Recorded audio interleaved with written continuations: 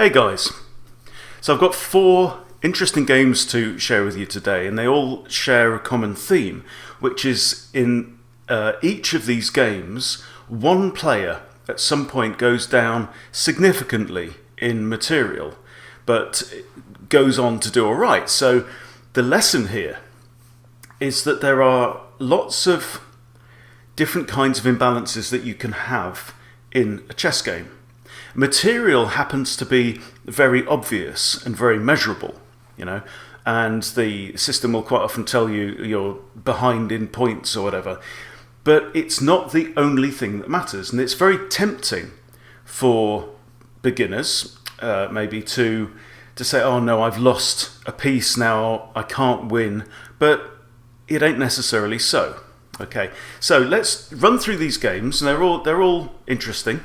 So this first one, I'm playing somebody actually rated in the 700s, and he starts with e4, and I play the French, then d4, d5, and e5, the advanced.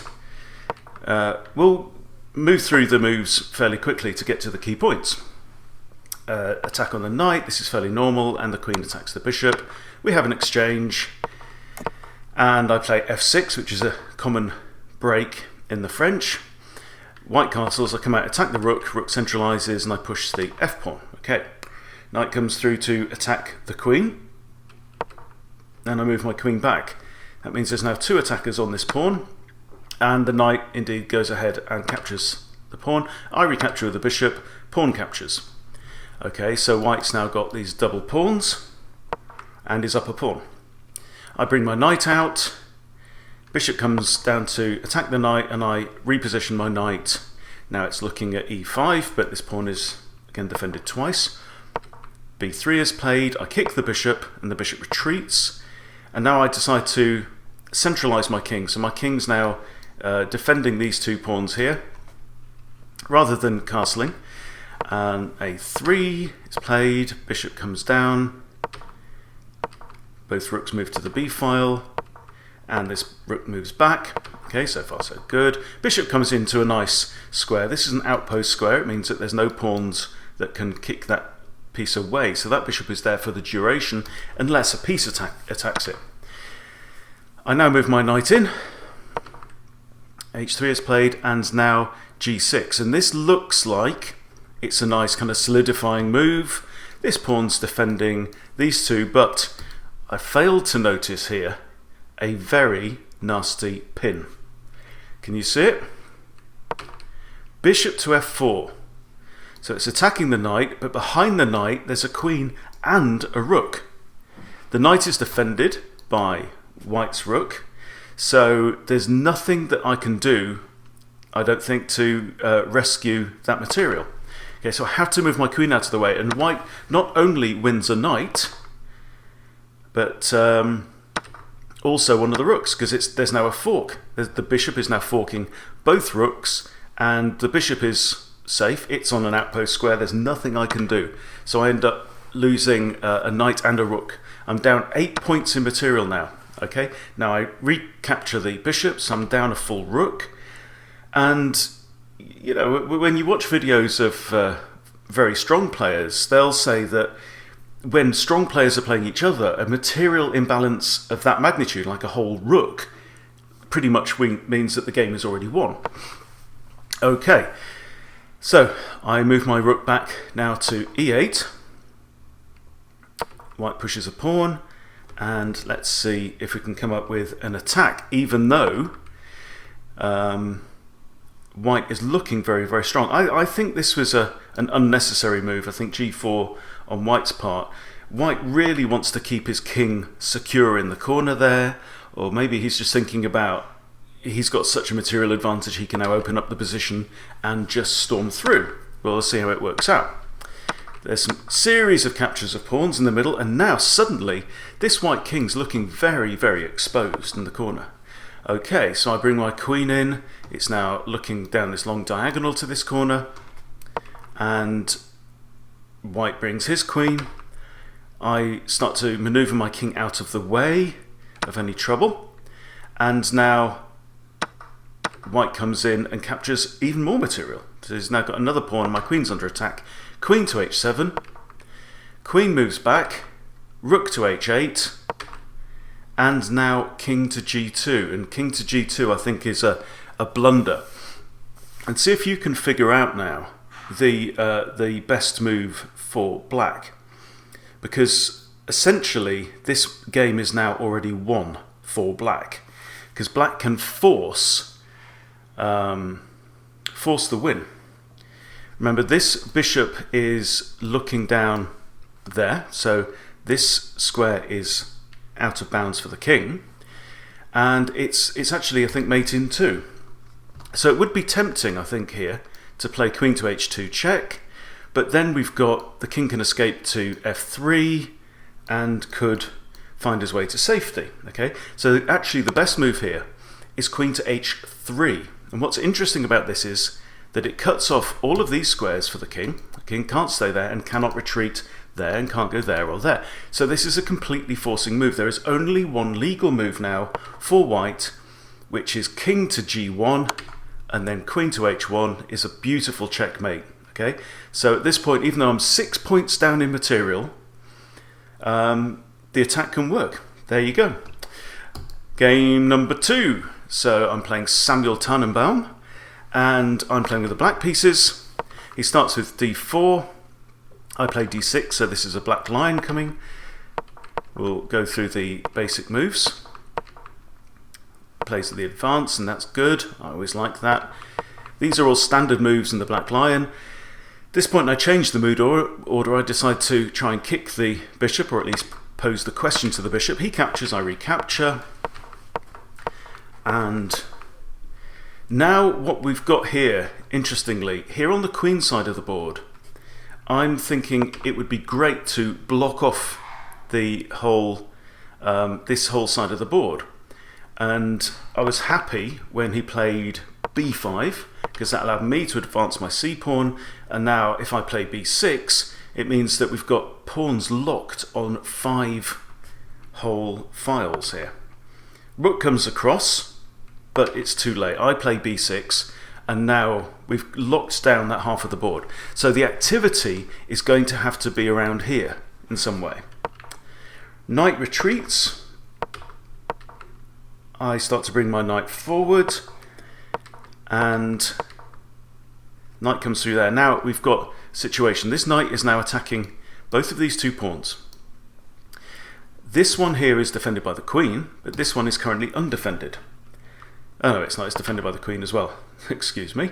So he moves his other knight round, and now I start to think about bringing my king round. I'm thinking if I can bring my king to c7, then the king can then do the job of defending these 2 pawns, and my queen and my bishop can now come out and start to cause some trouble.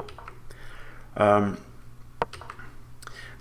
this is a mistake on my part, because I knew that my bishop was kind of guarding this file, and what I didn't notice is that I've just blocked it with my king, so white can now capture on there, and there's not much I can do. So I move my king across, and he grabs the second pawn, so he's now 2 pawns up in material.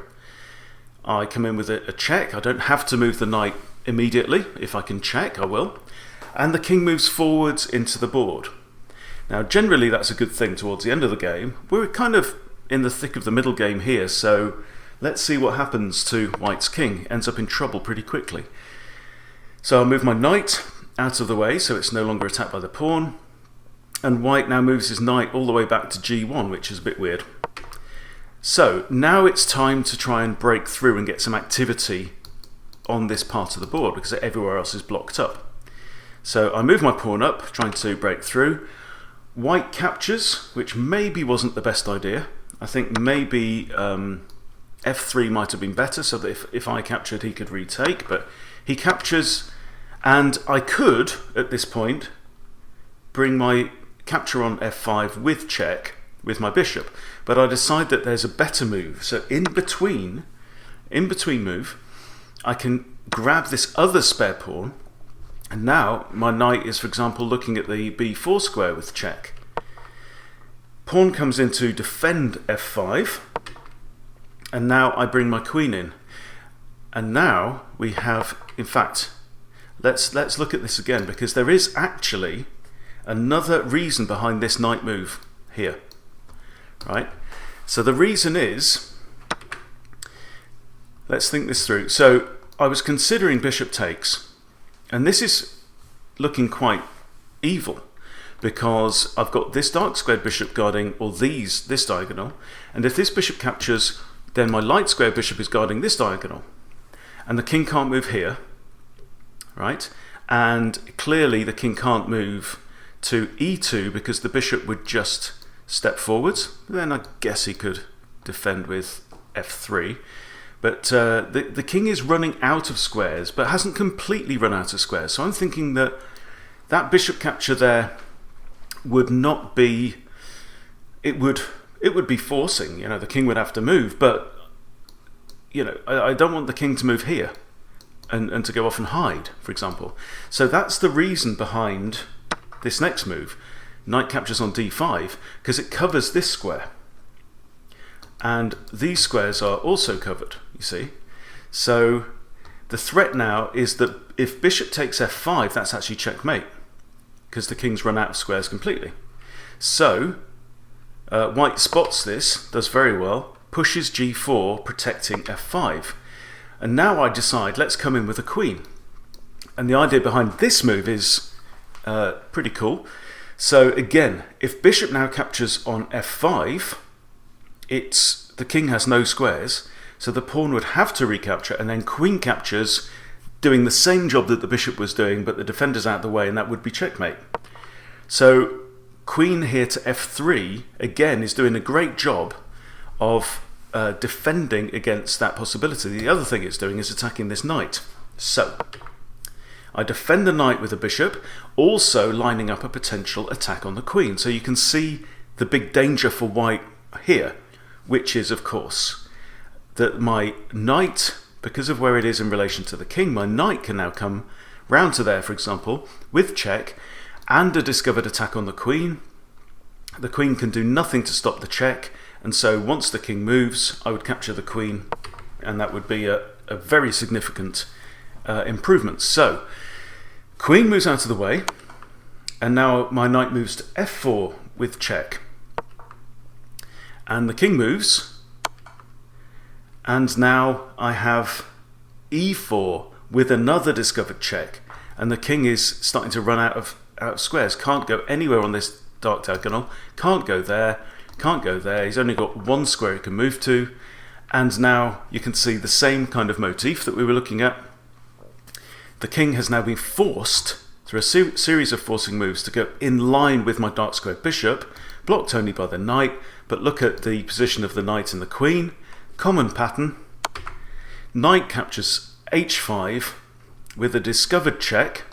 So although the knight is technically attacked by two pieces here and only defended by one, it doesn't matter because white is in check and has to do something about the check. Right? Could, for example, play f4, but then again the bishop just captures and forks the king and queen. And so my opponent is forced to resign in that position, completely lost. There we go. Game number 3, Ramoji 3690, and starts with the unusual b3. So I do what I quite often do when faced with a weird opening. I go for the reverse London. Fianchettos his bishop. So this is like a kind of Queen's Indian setup coming. Bring my bishop out. Standard London moves. g4 attacks the bishop, and I advance the bishop. I could have brought it back to g6, but I decide to go here and just put some pressure on my opponent, make my opponent have to do something, because I'm now attacking the exposed rook. So knight comes out. That's really the only move. You could have can't put the bishop there because I'll just capture it, and same problem. So knight comes out. I develop my knight. He kicks the bishop. Bishop comes back now to g6. Rook moves across. I play h6. This is a prophylactic move, preventing the knight from coming in. Bishop develops, and I undefend the pawn on g7 because the bishop was its only defense, and when I move that, white plays well, comes in and grabs the pawn.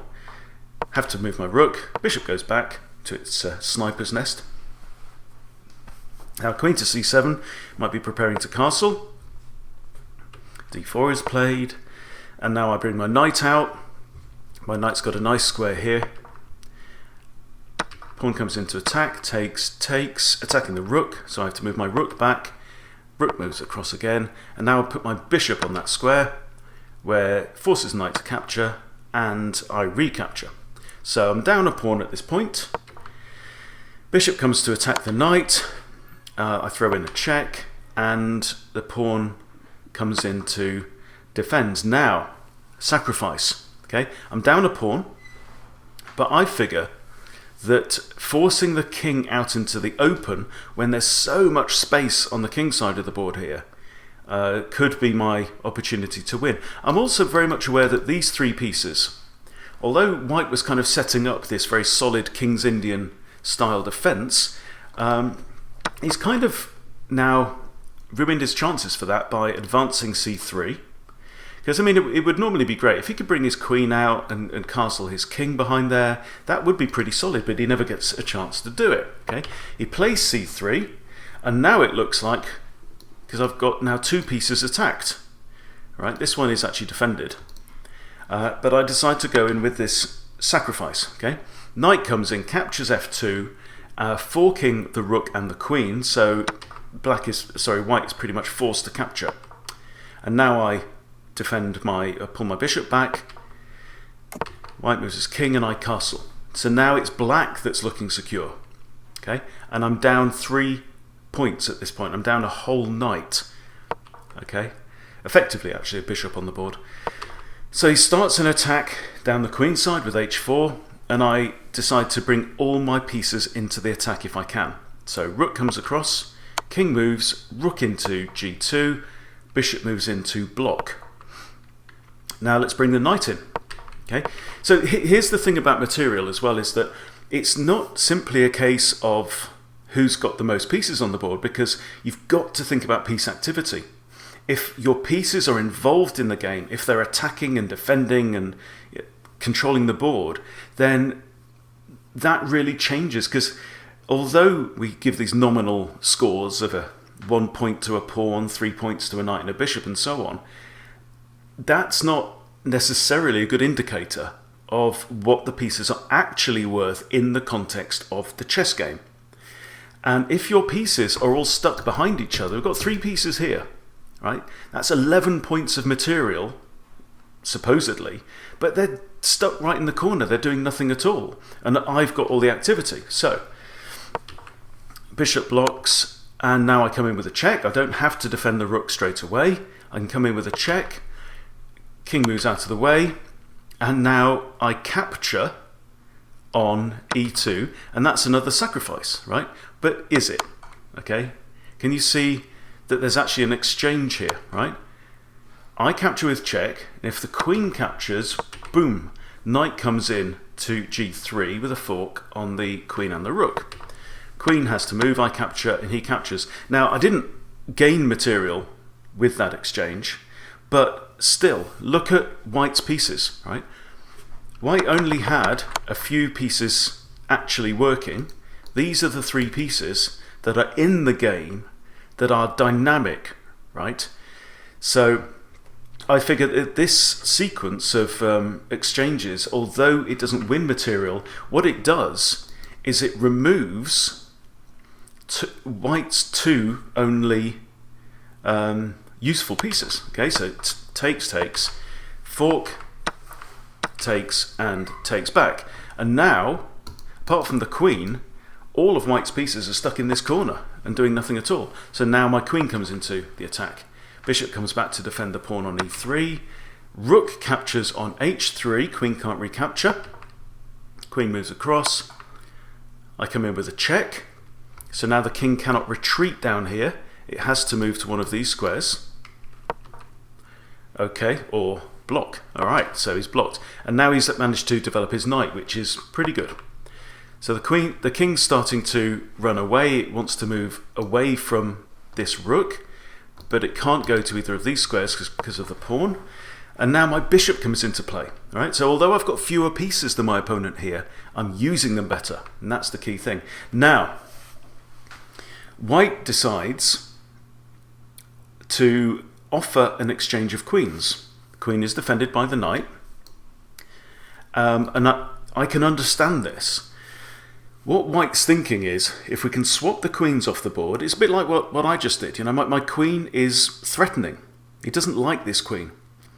So if he can exchange queens off, then he's going to have a rook, a bishop, and a knight, and I'm just going to have a rook and a bishop. So maybe he can rescue the game, and I understand that. The problem is that he's walked into a tactic. And can you see how, because this move was not quite thought through, it opens up an opportunity using forcing moves for black to win material and probably the game. Okay.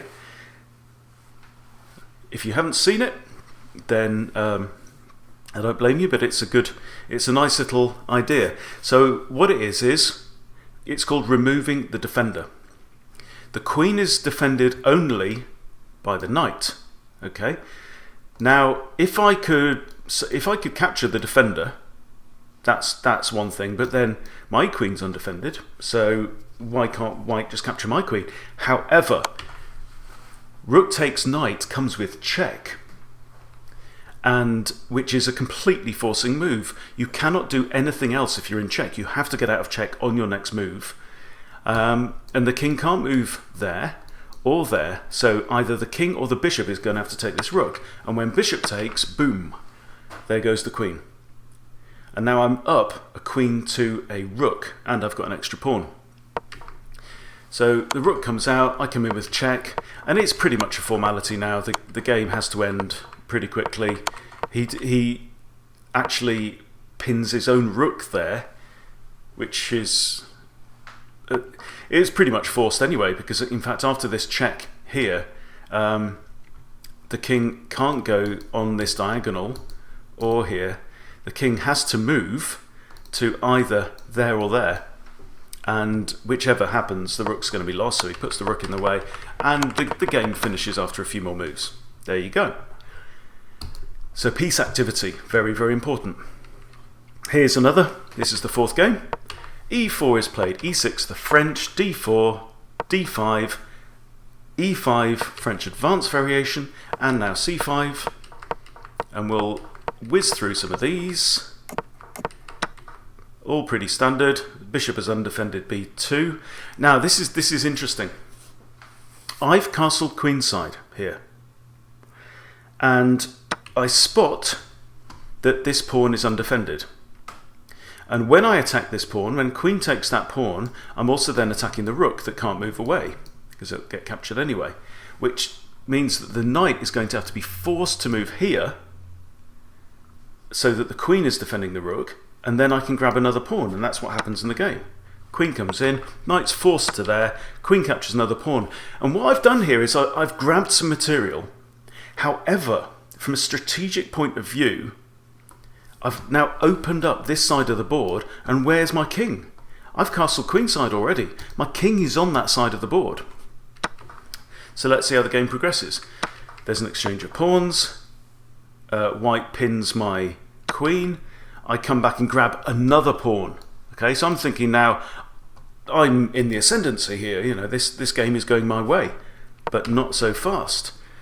Knight comes in to attack the bishop. I defend the bishop. Rook comes in to attack the queen. Queen moves out the way. Bishop comes in with check. I move out of the way. So far, so good. Now, look at this.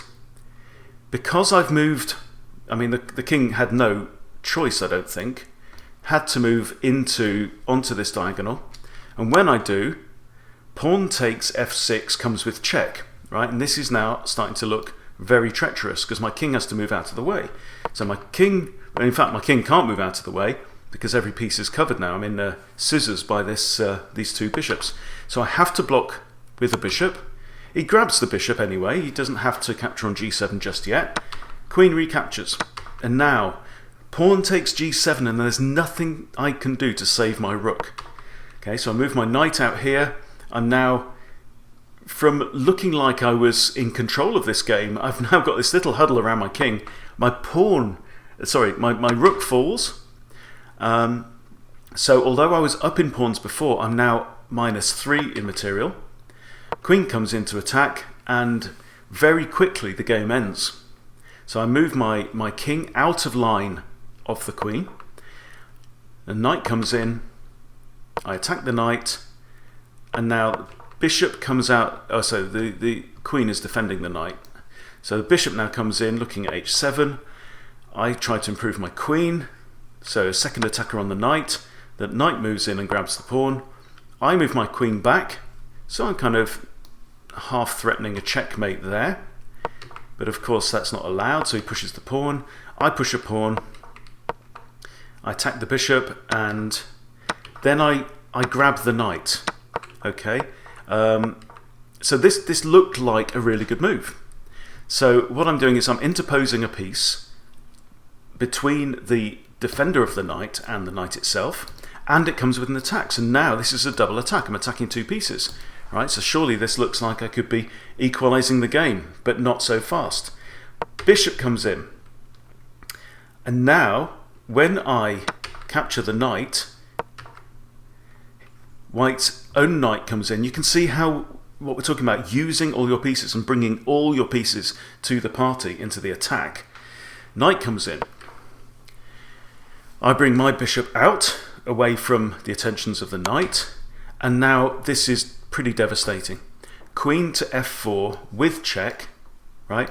My king has no squares to go to other than that corner, and now the bishop to b7 is a beautiful checkmate. It's defended by the knight that just came flying in.